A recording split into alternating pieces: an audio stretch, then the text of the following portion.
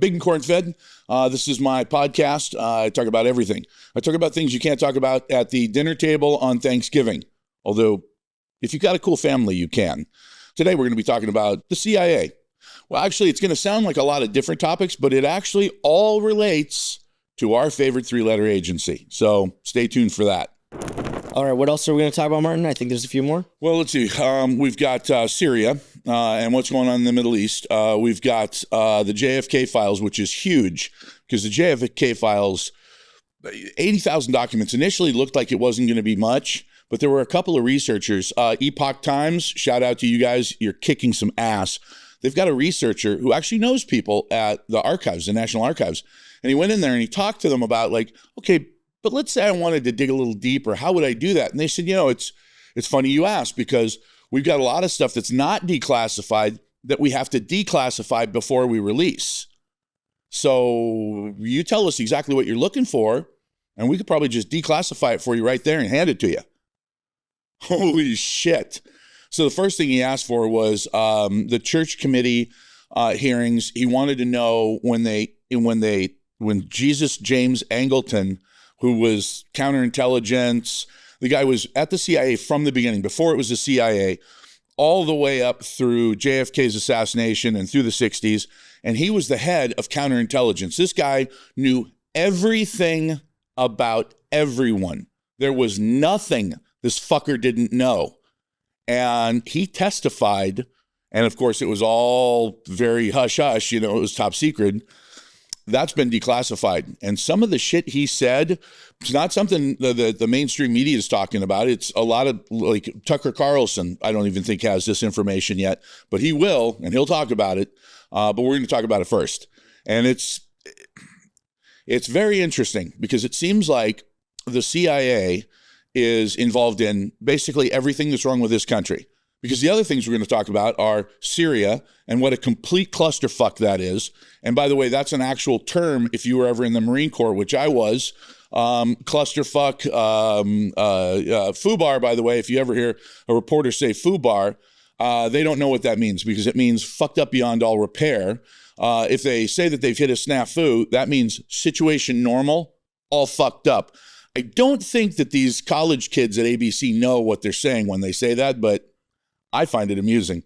So we're going to talk about Syria and what a clusterfuck that is. And then we'll also talk about Putin. A lot of people are like, hey, man, what are you, some kind of apologist for Putin? Not at all. I am very pro-Putin. I like the guy tremendously because of all the dictators in the world, he's probably the classiest, and I would say he's the most pro-Russia. Not pro himself, pro his country. And when you see the interviews, thousands of them, just go on YouTube and look up, Russian street interviews. And these YouTubers are talking to people on the street. Russians don't think he's a dictator. They don't find him repulsive at all. They actually, he's got the last I checked, 85% favorability rating. I don't think we've ever had a president that had 85%. Maybe Bush, within a couple weeks of 9/11, hit somewhere in that neighborhood, but very briefly. The people in Russia really overall love Putin. And there's a reason for that. He does what he says, and he says what he's going to do. And if you're not paying attention, well, tough shit. So I think we may have just made a deal with Russia that not only protects Russia, but the United States for maybe the next 100 years. So we'll talk about that too. But first things first, let's get into the JFK files, because JFK, that's something that when I saw the movie, I think it was like 92, I went and saw the movie JFK. And I came out of the theater thinking to myself, there's no way that some asshole killed my president and got away with it. And what I meant by that was there's some guy at the CIA made a decision that they're going to kill the president because they don't like what he's doing. No, not in my country. I just got out of the Marine Corps not too long before that. And I thought, no, man, not on my watch. So I started doing some homework, and the more I dug, and by the way, I also, I called my dad, who worked for the CIA back in the 60s and 70s. And I said, hey, man, the CGI in this movie is amazing. And he said, what do you mean? And I said, well, now they've got the special effects. They actually made it look like President Eisenhower gave a speech warning the American people about the military-industrial complex, which is crazy because he was a general. There's a pause, and he goes, meathead, that wasn't CGI. I saw that live. And I said, well, what do you mean? He goes, that was his farewell address. And I said, yeah, that's what they said in the beginning of the movie. But he didn't really actually say that shit, did he? And he goes, no, he really did. He really warned about the undue influence of the military-industrial complex and how if it got the kind of power that it was seeking, then that would be the end of our country. That would be the end of our democracy. And I thought, holy shit, nobody listened. This guy won World War II in Europe for us, arguably. I mean, a lot of generals, a lot of good decisions, some bad ones. Thank you, Montgomery. The British are going to hate that statement, but it's true. The bottom line is that he was more anti-military than any president we've had since. He would literally do these blackboards where he would show one destroyer equals, and it would be like, 32 public schools. And he would actually do these presentations. The War Department hated him. Oh, by the way, we don't call it the War Department anymore. We changed it to the Department of Defense. Yeah, but it's the War Department. And we should start calling it that. If we're going to call the Gulf of America, because technically it is. I mean, Mexico's in North America, and we're in North America. The southern part of it's bordered by South America. There's a whole bunch of Americas around it. So what the hell? Call it Gulf of America. I really don't see the problem with that. Although Trump suggested it. So therefore, when Satan says something, you gotta go against it. Whatever. Bottom line is, when you look at all of these things that went on in the late 50s and early 60s, you start to wonder who was in charge. Like, who the fuck was in charge here? Well, all of these disclosures, about 90% of these 80,000 pages are going to just be double talk, bullshit, dead ends, misdirection, purposeful misdirection, even way back then. But there are some nuggets in there that are pretty amazing. When the Epoch Times went to the National Archives and said, hey, what else can we get our hands on that maybe we couldn't before? They said, oh, well, we're declassifying a lot of stuff. So you tell us what you want. We'll just go ahead and declassify that first. Well, for a JFK researcher, that is the Holy Grail. To be able to say, well, can you declassify this? And they go, yeah, sure. And then they give you the unredacted version, because all of the stuff that we've had in the past, it was all redacted. Pages and pages of just black lines. What they're releasing now is unredacted. That's a whole different deal. So what does that mean? Well, imagine trying to read the Quran or the Bible if every other page is completely blacked out. What would the message look like then? Nothing. It would be unintelligible. You'd be like, I don't know. These guys don't know what they're talking about. But if you actually could read the entire thing, you go, oh, wait, this is a whole different picture I'm getting. That's the difference. When they start blacking out names, when they start blacking out locations, times, dates, and they say it's to protect methods and sources. Bullshit. All the sources are dead. The only thing that this leads to now is something like James Jesus Angleton, his real name, saying to the Church Committee, Senator Church, back in the 70s when he was under oath, that there are a very few people who are involved in the decision-making process.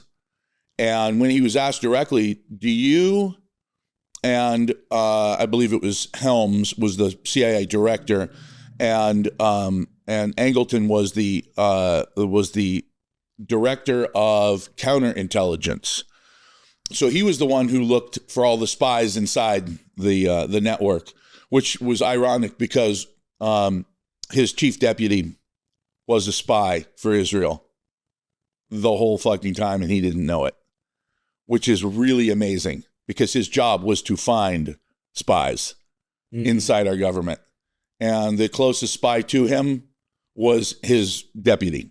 Okay. So, and there were what year are we in right now? Now we're in the mid 70s. I want to say 77, 78 when he's testifying.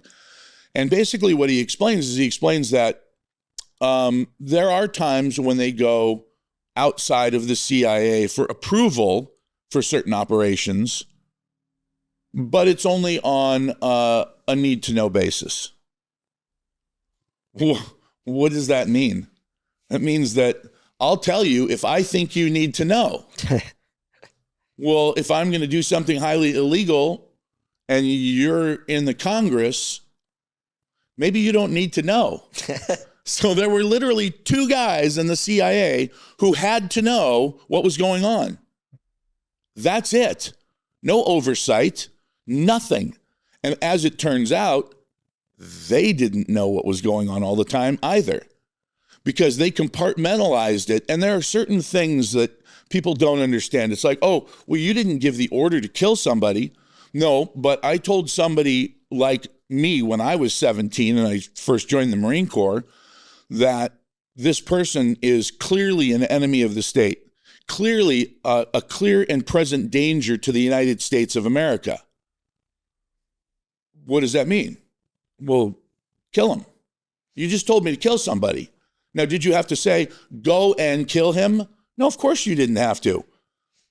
It's my country. If somebody is a clear and present danger to the United States of America, then there's only one recourse. We're still talking about JFK files, right? So you're saying the person that they're saying is a clear and present danger is the president? I mean, well, that was what they believed. But whoever would be answering that order wouldn't have to know that that's not true, right? They wouldn't care, because the thing is, there's a chain of command.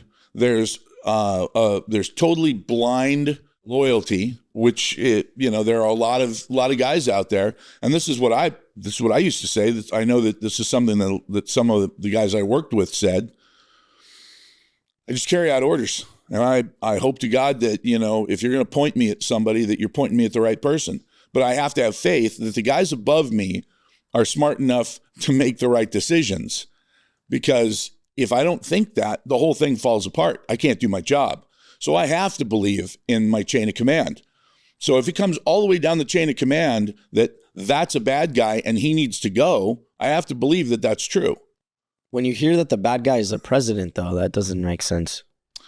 To half the country right now, it makes perfect sense that Donald Trump is a bad guy. To the CIA right now, he is the worst person in the world, because he's doing something right now that hasn't been done since Kennedy. Now, Nixon may have tried in a small way to kind of get the corruption out of the CIA, and boy, oh boy, did he pay for that. As it turns out, even though there was no connection, it seemed that the guys who broke into the Watergate, who were trying to help him, they were CIA. Now, did they get caught on purpose? I don't think they got caught on purpose, but was it a bad thing that the CIA got caught? No, because they literally made it look like, hey, Nixon told us to do this, and the shit hit the fan. And more is coming out about that now. We don't know what happened with Nixon. We don't know we're starting to find out what really happened with Kennedy. We don't know what happened with Gerald Ford. We don't know what happened with Jimmy Carter. We don't know any of this shit. Was Jimmy Carter a terrible president? No, he wasn't. So why did he look like such a terrible president? Well, because they wanted him to. This is a very peace-loving Christian man who has no business being in the presidency. Christians, it doesn't matter what religion you are. If you're a truly religious person, you can't be the president. It's impossible because we're talking about empires. And, you could ask Jesus, hey, what's more important, the kingdom of heaven or an empire here on earth? That almost sounds stupid even saying that out loud. Like, there's no question. So because of that, you can't have a truly religious person in charge of anything. It just doesn't work. So Carter had to go, and they made him look really stupid. What happened with the whole October surprise and trying to rescue the hostages in Tehran, and that was a complete mess. Did the future President Bush meet with some people from Iran in Paris in the 70s? Yeah, it looks like he did. Well, why was it then that the hostages were kept right up until Reagan was sworn in? I remember what the story was because I was alive, and I remember the story was, holy shit. The minute this guy got sworn in, the Iranians were like, hey, we fucking let those guys go or else we're going to be in big trouble. Or maybe it was, hey, look, hold on to him until I get this guy out of office, and we'll do some deals in the background. We'll help you out. Yeah, we're enemies, but you know how that works. And so, as it turns out, after that, we started supplying arms to Iran. What? Why would we do that? Well, maybe that was the deal. Maybe it wasn't, oh shit, this guy Ronald Reagan, it's like, So you're transitioning now from the CIA to international. Oh no, it's all fucking CIA. So now let's go. The CIA is the cancer. Now let's go into, you said also Syria and the CIA. Perfect example. Look at Syria. We are now talking to this guy Jelani, who was, I don't know, 5 minutes ago, it seems like, but it was actually about 2 months ago, the most wanted fucking terrorist on earth. But now he's, and you'll appreciate this, a moderate jihadist. A moderate jihadist. That's like being a little bit pregnant. I'm only a little pregnant, so there's nothing to worry about. We don't have to start shopping for diapers or, it's like, wait. First of all, jihad's internal. It's supposed to be your struggle. Your struggle for faith. Your struggle for meaning. Yeah, it's like a religious context. It's like going on like a meditative walk. Right. It's like Christians just sitting there and praying, trying to like pray for peace. It's right? Like, yeah. Except we sort of changed it because hey, if you can actually weaponize a word, right? If you can weaponize a word like peaceful contemplation, holy shit, man, do it. That's the way we think. So we had this gigantic clusterfuck in Syria where we decided, okay, look, this Alawite guy, he's a bad guy. We want to get rid of him. Okay, so you want to run the dictator who's in charge out. Okay, yeah, good. So who's going to take over? I'm sure it'll probably be some really super like cool dude that like is nice. Yeah, because that's how the Middle East works. When you're dealing with, I'll give you an example, and I think you know this: Iran, Turkey, Indonesia. There are Muslims. Most Muslims live in those areas I just named, including Indonesia, which is an enormous population. In the Middle East, when you're dealing with Arab Muslims, it's a little different because they have been killing each other very happily now for thousands of years. And they are very, very cool with killing each other. It's like a sport, basically. It's like, who's got the most wives and who's got the most heads. Yeah, Sunni and Shia. Right. But that's another one. That one cracks me up because, it's almost like Catholics and Protestants. Yeah. I remember a buddy of mine who's black, and he was in Bosnia, and he saw a bunch of guys get on a bus, and they all looked the same to him, except that it turns out that they had picked up some Serbian guys and some apparently, I want to say they were Croats, but they were on opposite sides. And as they're sitting on the bus looking at each other, it was like, oh, wait a minute. Oh, shit. A firefight breaks out on a bus. You can imagine how many people survived that. Oh. And my buddy was like, what the hell? He was on the bus when that happened? It was on. No, he was watching the bus from across the street, and he was like, these are perfectly normal looking white people. Yeah. Like, what the hell are they doing? And it's funny because, yeah, to him, it was just the dumbest thing he's ever seen. There's a bunch of totally normal looking white folks just killing the shit out of each other. Why? I mean, usually it's religion. But is it really religion? No, it's the fucking CIA. And the reason it's the CIA is because the CIA was started by a bunch of very, very wealthy venture capitalists, bankers, and lawyers from Wall Street. And it's still controlled by the same people. Now, when you take a bunch of rich venture capitalists, industrialists, and you say, hey, I'm going to let you secretly be in charge of everything. What happens next? Well, there's no room for democracy there. There's no room for peasants like us.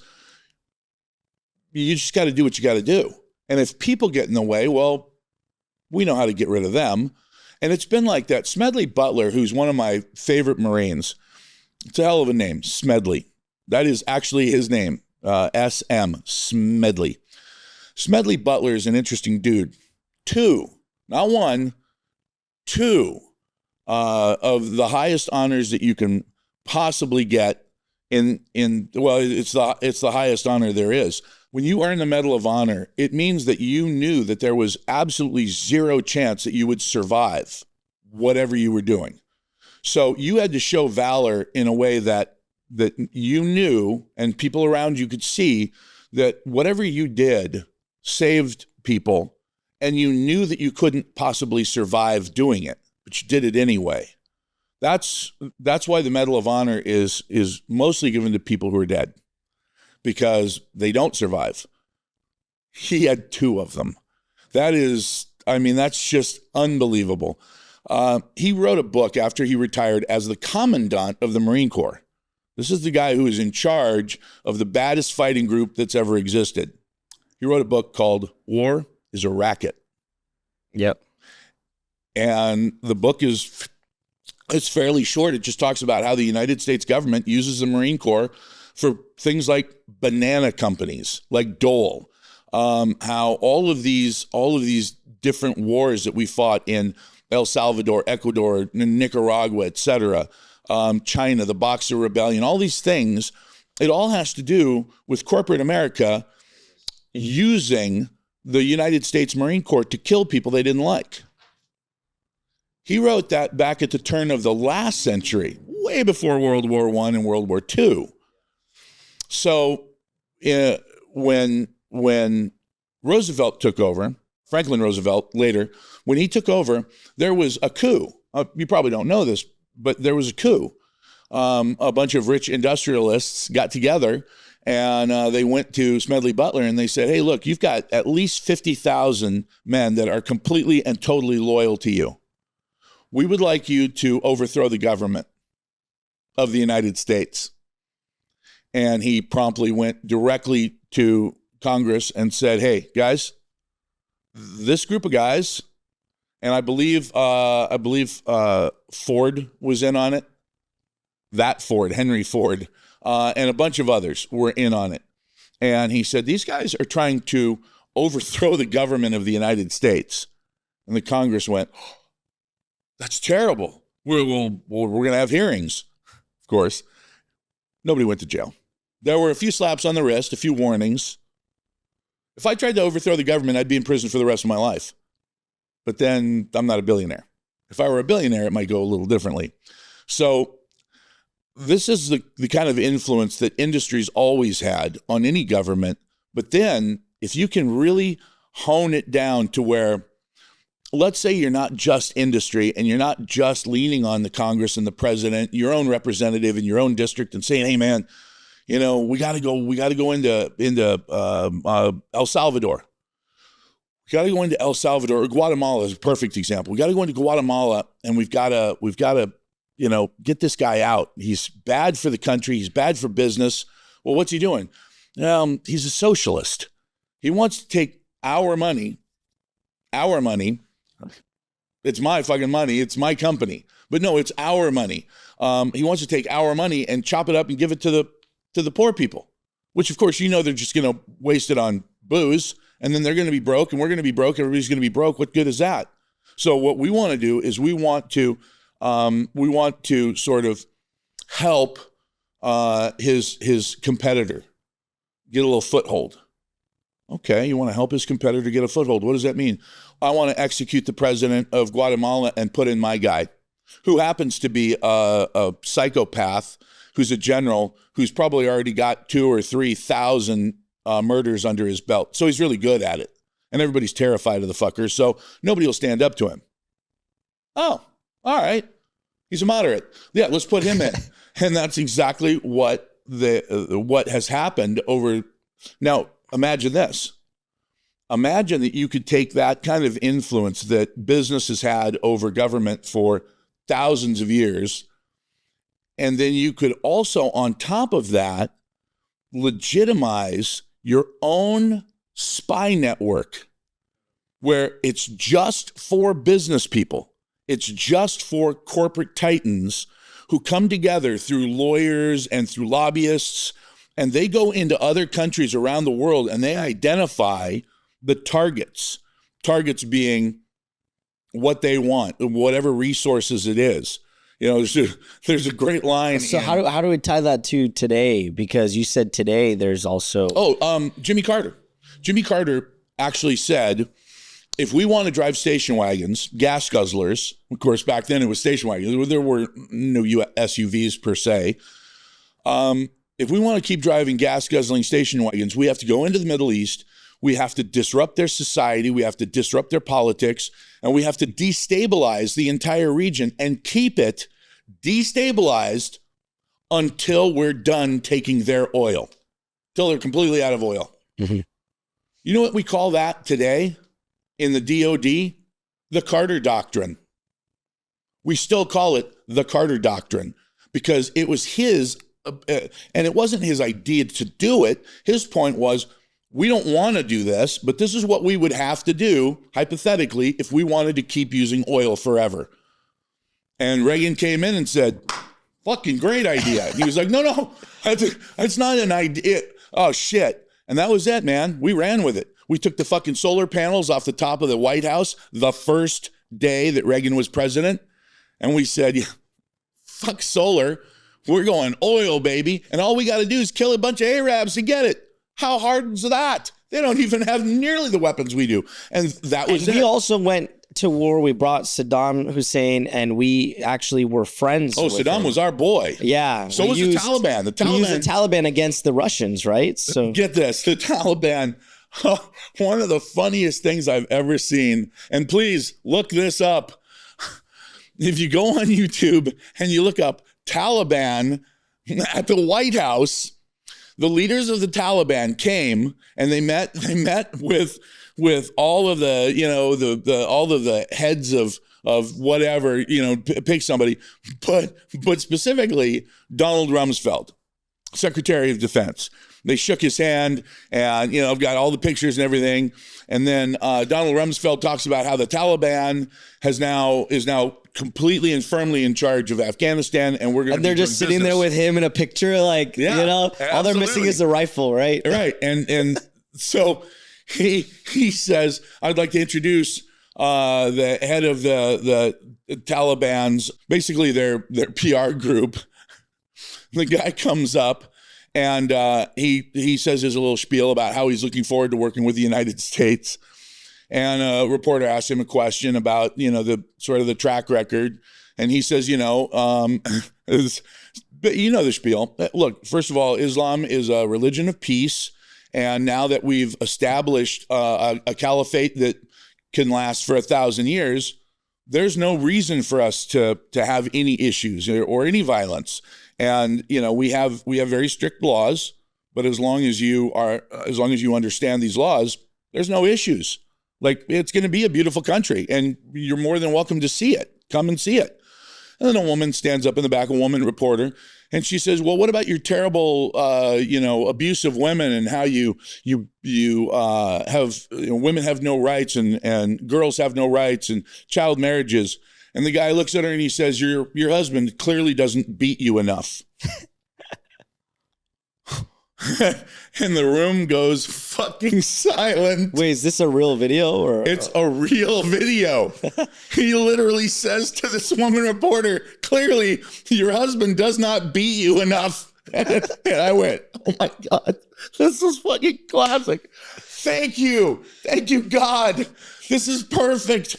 This explains the motherfuckers we do business with." And whose idea was it to jump in the sack with the fucking Taliban? The CIA.